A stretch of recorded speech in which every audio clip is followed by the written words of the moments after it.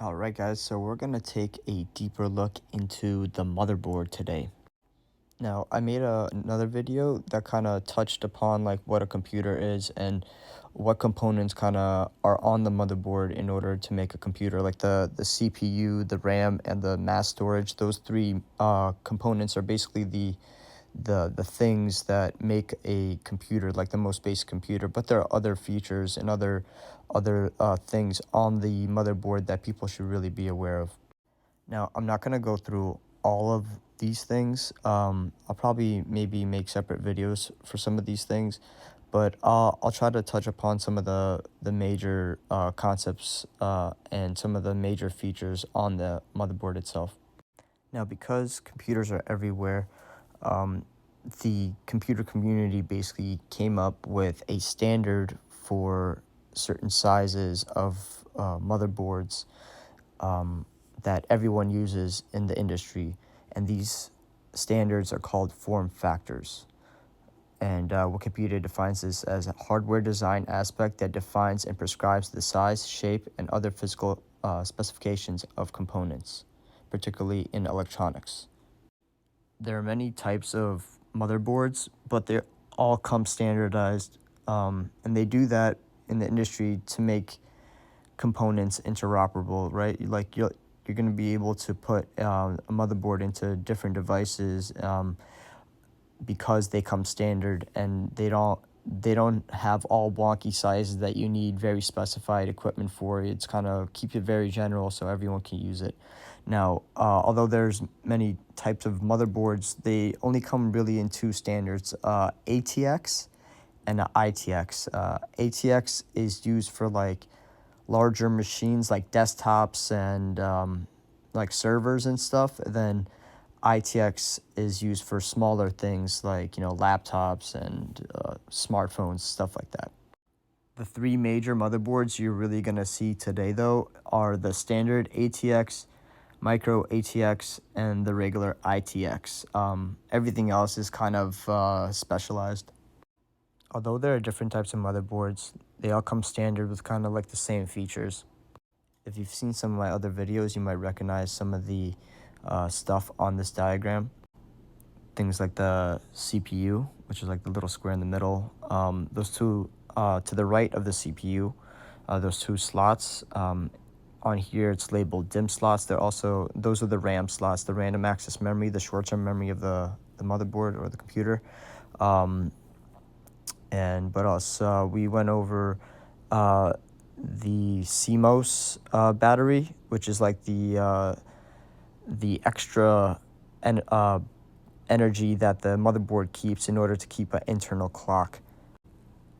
You could also see on like the left side, you see the I/O ports, which is the input/output ports.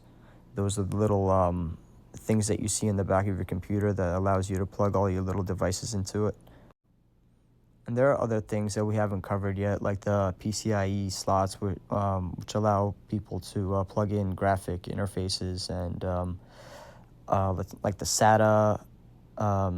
SATA ports, which allow the motherboard to talk to memory, stuff like that. I think I might make extra videos on those things, but those are some of the things that come standard in all the motherboards. Another feature motherboards have is actually very interesting are things called chipsets. And in order to understand chipsets, you kind of have to understand where motherboards used to be. When motherboards came out, they used to have like a different chip on the motherboard for every little function, right? So you'd have like a motherboard with tons of chips on it.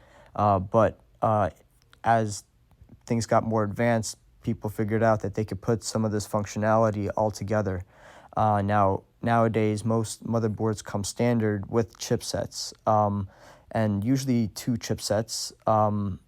There's something called like a north bridge and a south bridge chipset, and I'll explain a little bit about that. But basically, these chipsets, they combine a lot of functionality all into one chip. So that's all you have to know about that.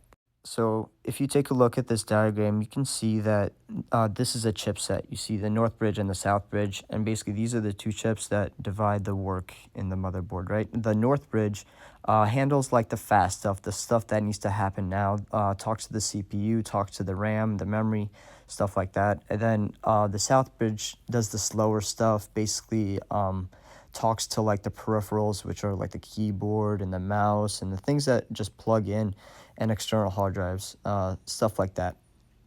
So here's another diagram that kind of explains it a little bit better. Obviously, the North Bridge talks to the CPU and talks to like high graphics cards that only run when the computer's running, and also the memory slots, which is the RAM of the computer, the random access memory, the short-term memory that the computer accesses from, let's say, a hard drive or something like that, like from the long-term memory. The South Bridge talks to a lot of things. The IDE, the SATA, which I'll probably go over in another video. The USBs, the Ethernet, audio, CMOS, memory, all that stuff. It handles a lot of stuff. Plus, it handles everything that happens in the I/O. Alright guys, so that is about it for today's video. I just wanted to give you a kind of like a better overview of motherboards in general. It's a very important component in the computer, and I think people get kind of sketched out when they see something like that and they don't really understand it. So bring some familiarity with the motherboard kind of dispels some of that mysticism around it. Also, I have a challenge for you guys before you guys go. I'm going to leave this image up for a little bit, and my challenge to you is, let's see if you guys could identify some of these things that we've talked about in this video, as well as maybe, some of the other videos if you guys watch. See if you guys could identify things like the CPU and the RAM and the even the chipset now, right? And the I/O ports, stuff like that. See if you guys could identify them without looking at the labels, right? I know they're there. You could kind of move the screen a little further away from you and see if you can identify them from far, and then see if you're right a little later. But that's my challenge to you. I'm going to leave the image up for maybe a minute or so, and best of luck to you guys, and I'll see you guys in the next video.